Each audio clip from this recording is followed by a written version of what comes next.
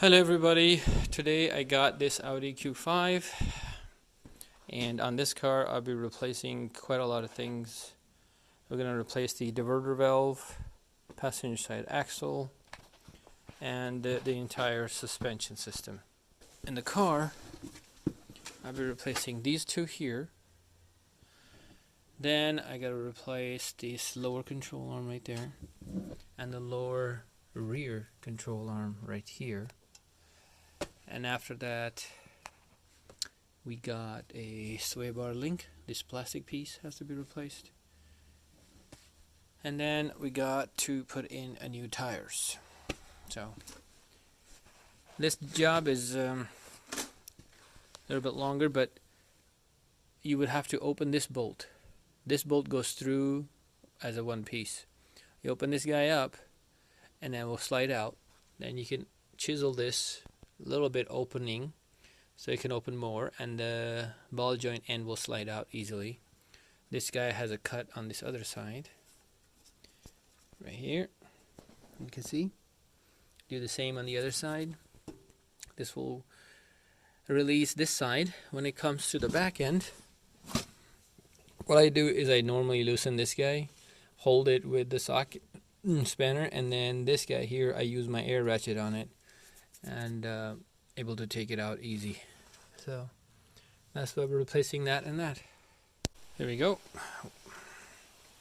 Once we get the fastener out and the bolt pulled out, you can see the first one is already sliding out. So when these are always under tension, you see as soon as you take it out, there. So they sit at a fully pressed height, basically. So when you install these and you torque your bushings down, you make sure you're torquing them about the same distance from the top to the bottom. And then when you install it, you can raise the hub assembly up to install it in there, or you can press it down, which is a bit harder to install it in there, whatever works for you. Next, I'm going to open that bolt. Once you get the fastener open, the bolt's very easy to slide out like that, and here goes your control arm. Same goes on this side. Take that off.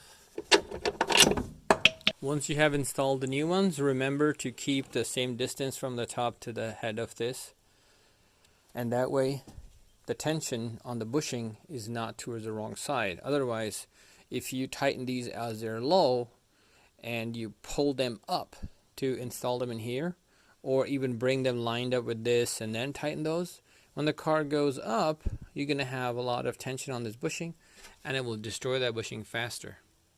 So that's one thing you got to keep in mind.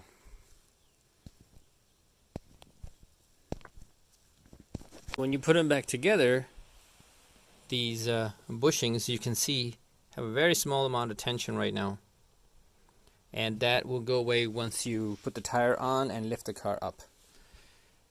So yeah, you're going to put the bolts back in, slide them down. You do need to use a pry bar to push this down sometimes, because they're kind of hard to line up.